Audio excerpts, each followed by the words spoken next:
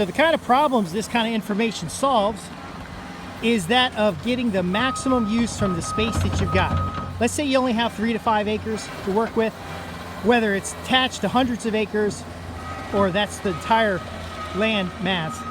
You want to get maximum use out of it. You want animals to be healthy. You want your home to be safe and secure. You want to have the right building location with a good solar profile. Now that's the stuff we talk about in the design planning. That's the stuff we provide as a service in our design plans. But ultimately, knowing how earthworks are constructed either lets you manage someone else doing the job, so you can just get any contractor to do this and put this in place, or if you have access to the equipment, you can more reliably put together a project like this. So you may remember the video where we did the earthwork terraces in a market garden to give us more growing space and better access to the vegetables. Well, this as a terrace could be a giant garden area cut out in the woods. It could be a corral for animals where they would otherwise go out into the wooded areas for pasture. We're talking goats in this particular case. This could be fixing an erosion problem on a paddock or field. And understanding how these concepts work either help you get the design in place or hire somebody and kind of vet them to make sure they're going to get the job done well. Now here's the thing. Farm roads, so this is what we're going to teach in the course. Farm road maintenance and building, your fence line construction, how do you get that installed in there? Where do you put it? Some of the clearing and zoning that happens with this.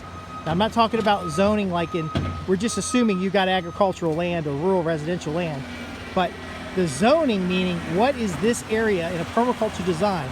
This is a zone 1 area. Now there's no living occupants here. It's a building. It's just a barn for animals. But how it's designed in a larger master plan, this is the zone 1. So we'll talk about design, surveying your site. You can save a tremendous amount of money by surveying your site instead of having a bunch of extra guys out here.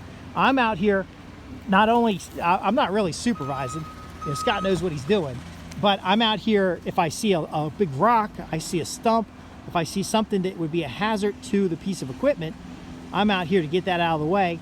If a track comes off or he needs fuel or even something to drink, I'm out here to make sure that happens, but my job is to make sure the operator stays up and running. So we'll talk about the different roles when you have a project like this and when you should get professional help versus doing it yourself. And as much fun it is to run around on this machine, we'll also talk about your cost associated with this. So, you know, are you more cost effective hiring an operator or doing it yourself? See, my proficiency on equipment is a fraction of Scott's because Scott's got more hours on the equipment. But together we get this done. However, and I'd rather have 2 Scotts than 2 of me, if you know what I mean. So here, the thing of it is we're going to teach this in the course. We're going to set you up for success. And then this is a prelude to your natural building course. Actually, in the schedule for sites to get prepped is a small little village area for the natural building on the Sustainable Homestead Institute. So you'll actually get to see the earthworks terraces we did for the market garden, but you'll actually also see the roads that are being cut out, the access points.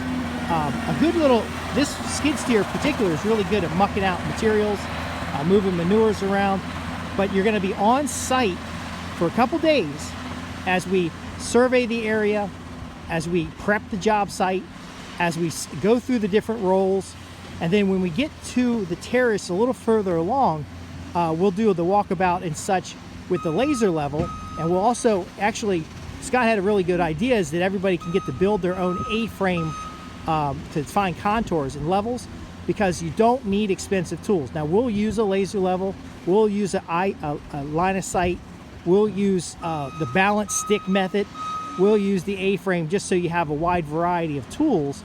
But ultimately the practical application, the practical use on a small project, you know, you're coming out here to learn.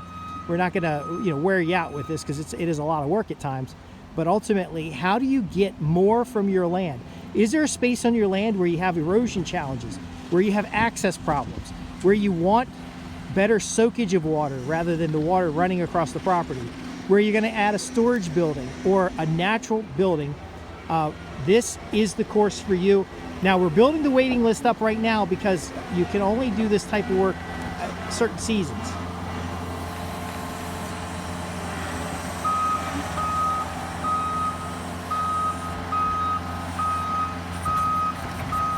See, he's dropping that soil in a layer so he can track it in. Now we're at the point where I'm not too worried about big rocks unless they're gonna get under the tracks or something. But we're ultimately, oh, I'm gonna take a break and get that rock as soon as he turns around. Now there's some safety stuff we're looking at here.